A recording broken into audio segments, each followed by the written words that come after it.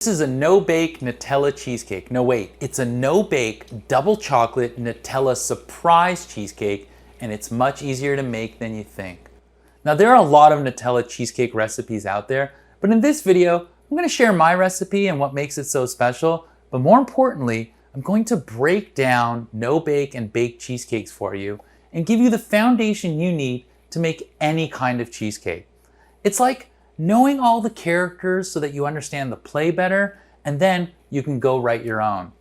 And I know that this is just cheesecake and not Shakespeare or Succession, but hey, if this can help you be more comfortable baking or not baking, then it'll be worth it.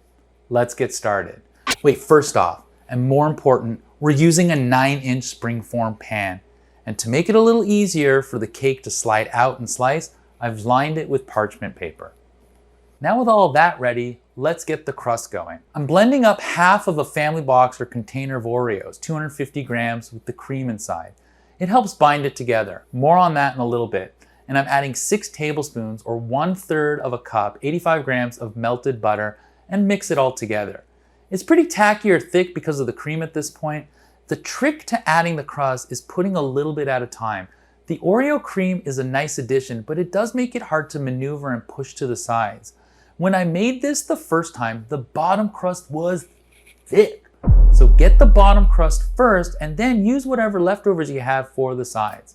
If you want it to go all the way up, you can double the cookie amount or use the whole container and add 3 more tablespoons of butter. I'm going to pop this into the freezer and set it, and in the meantime, let's talk cheesecake.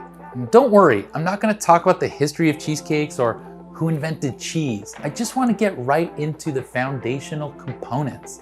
And my next cheesecake I'll make, I'm going to just invent a recipe as I make it based on these principles. I'll tell you the flavor at the end of this video.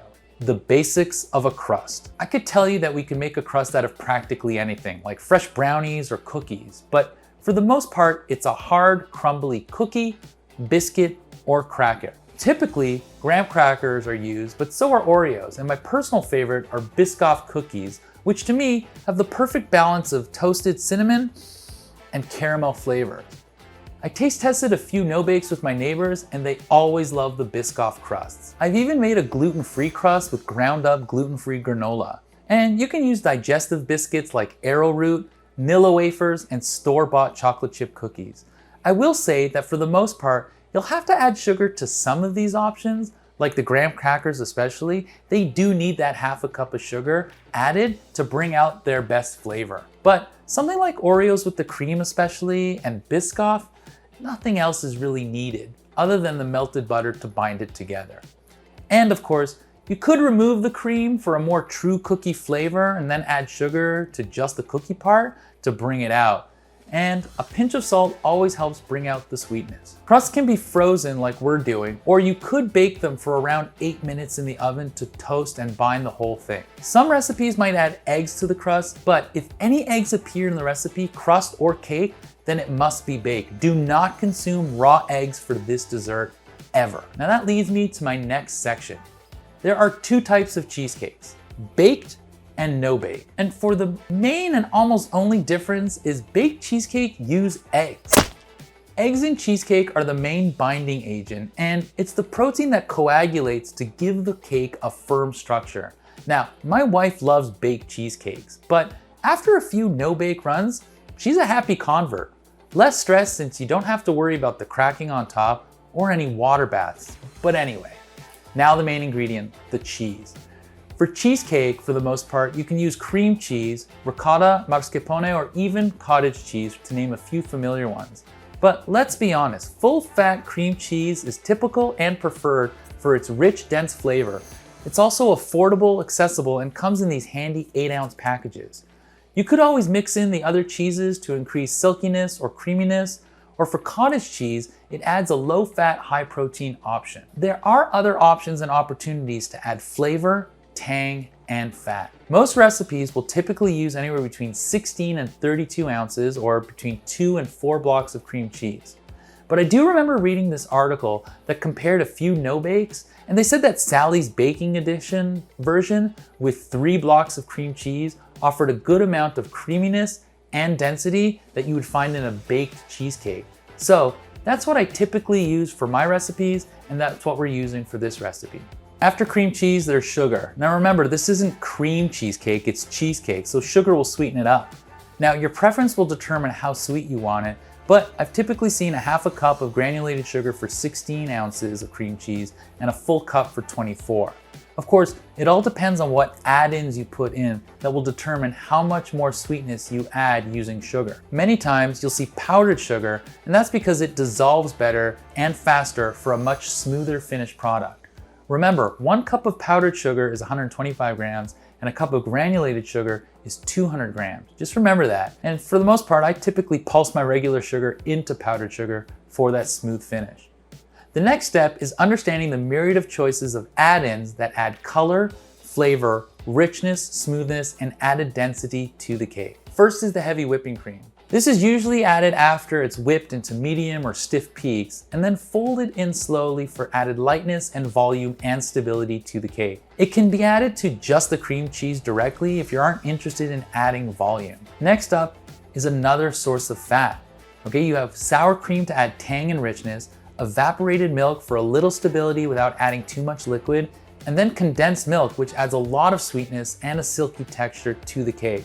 Now, I've tried and taste tested a Martha Stewart recipe with condensed milk, and while it was a little runny, people loved it. Now remember, condensed milk is one ingredient in some key lime pie recipes, so if you like that, you may like adding it to your cheesecake. Next is flavoring the cream cheese or even the whipped cream, and that's usually done with vanilla extract or lemon juice, depending on what kind of profile you want. If you're making a white cheesecake, don't skip on one of these. I strongly recommend, I highly suggest that you add vanilla extract since it really transforms the cream cheese and the whipped cream into a delightful cream cheese dessert ingredient, if that makes any sense. You may be tempted to add vanilla bean pod, and that's a little lighter on the flavor compared to the extract, and it just sort of signals to everyone with the black flecks that vanilla is in there. Now we can customize it even more.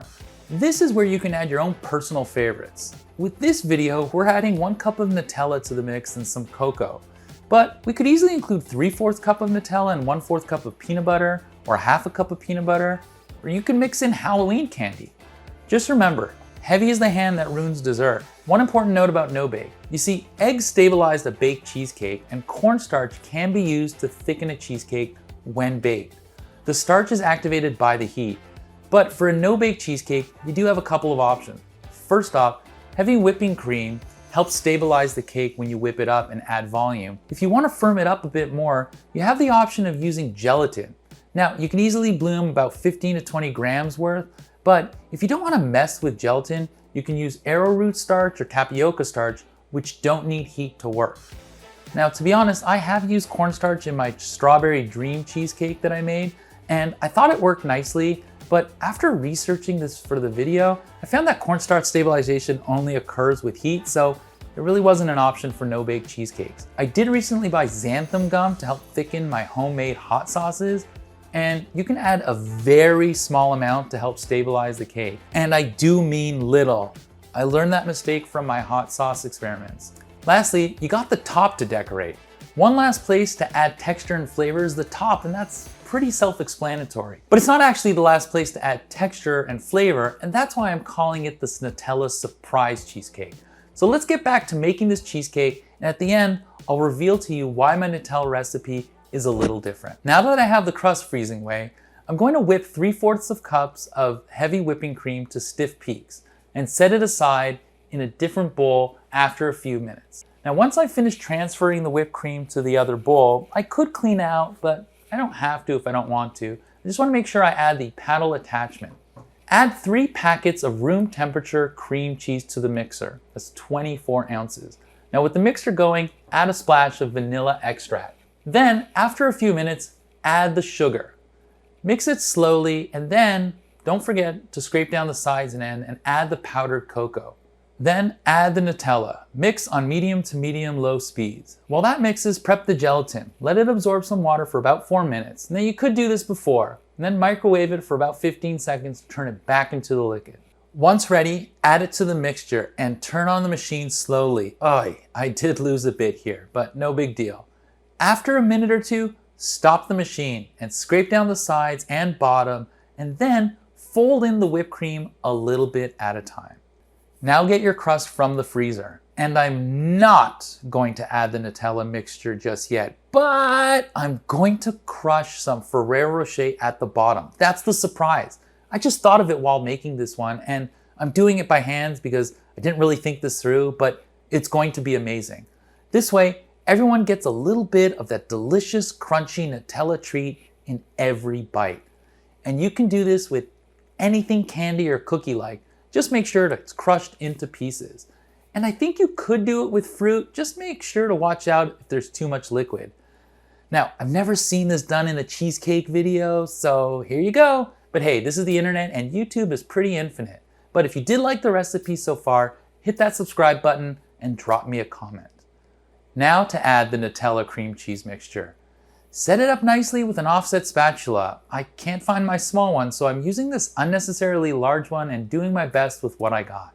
Then wrap it in plastic wrap and put it in the fridge for at least 6 hours. Once out of the fridge the next day, we can prep the ganache by adding a half a cup of Nutella to a half a cup of heavy whipping cream and 1/4 cup of semi-sweet chocolate chips.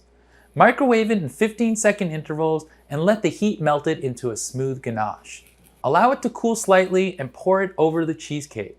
Unwrap some Ferrero Rocher and place them around the cake to decorate. The more, the merrier. And there you have it. Oh my God.